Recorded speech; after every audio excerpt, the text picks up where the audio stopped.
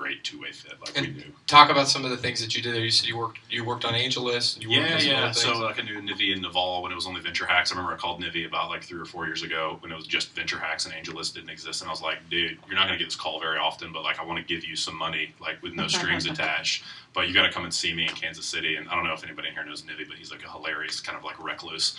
And he comes walking into the Kaufman Foundation wearing like a suit from the 70s, and his button shirt is tucked into his tighty-whitey underwear, which are pulled out of his pants. It was so awesome. And I was like, yeah, I want to give this That's dude the some guy money. I want to write that check for. Sure. And so we started talking about Venture Hacks and where they were going, and it was just when they were playing around with the idea of AngelList. And so ended up seed funding AngelList and then actually leading the next round of financing that they did.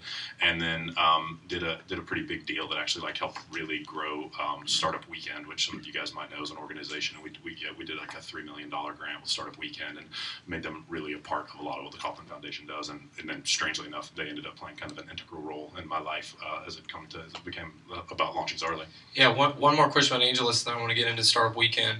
What was the vision that they had 3 years ago, or that you talked to them about? Was it where they're at today? How much has it evolved? How much did they have then?